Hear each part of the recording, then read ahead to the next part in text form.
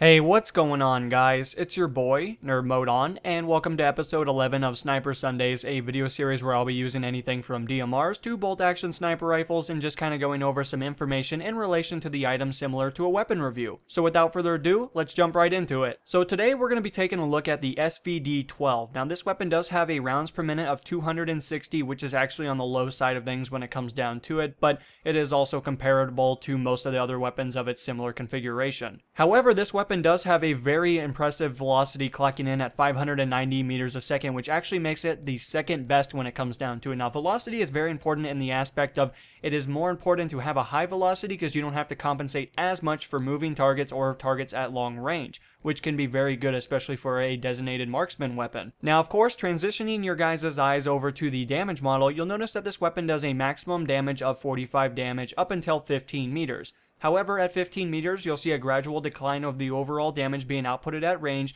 and that's going to eventually drop off at 60 meters, which at that point you're going to be doing a minimum damage of 38 damage. Now, with that information kind of talked about, let's take a look at the overall magazine size as well as the reload speeds to see how this weapon compares to the other weapons similar in its category. Now, this DMR does have a magazine size of 15 rounds plus one in the chamber. Of course, you add those both together and you get 16 rounds total, which is not the lowest amount of rounds per magazine in comparison to a weapon similar like the QBU-88. However, it is also not the most. Most weapons in the designated marksman rifle category have 21 rounds, so you are a little bit short. However, you also do more damage per bullet when it comes down to the main gist of it, when it comes down to the maximum damage and the minimum damage, which can also be in your benefit when it comes down to it. Now, with that kind of talked about, this weapon does have a short reload of 1.95 seconds, which is actually very impressive. It allows you to get right back into the action a lot quicker than a lot of the other designated marksman rifles, which can definitely be a benefit when it comes down to quick engagements. Now, of course, the long reload is clocking in at 2.6 seconds, which even then that's very impressive still,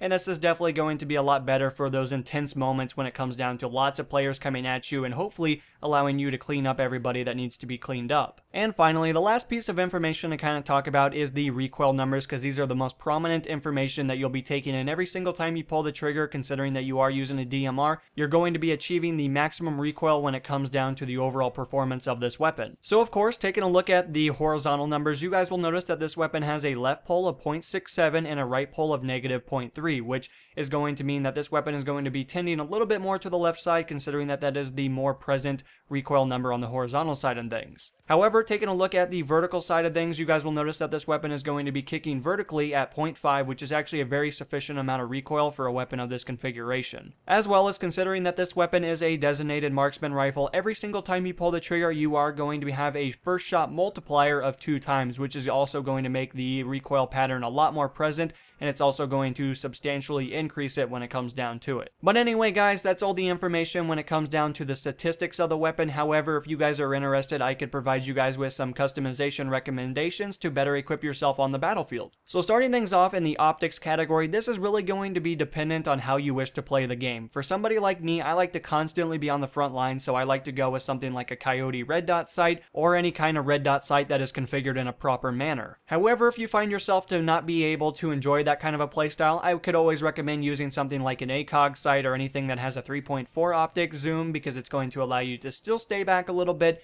but also still be in the action, which can be very beneficial to your team as well as yourself. Now, of course, taking a look at the accessories tab, I can really only recommend going with a laser sight or a laser light combo, considering that it allows you to switch between those two.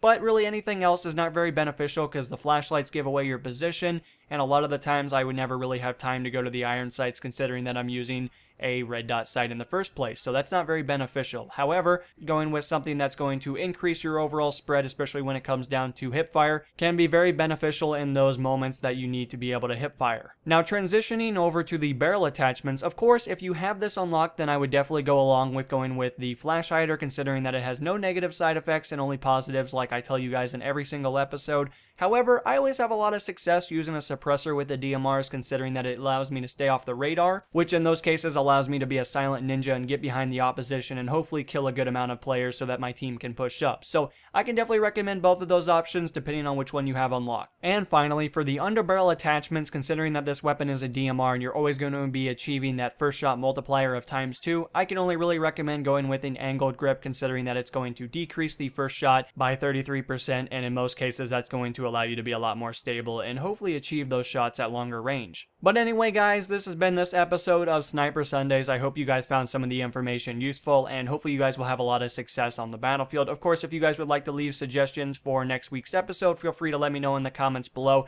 And until the next episode guys, this has been NMO, and I'm going to be signing out guys. Peace.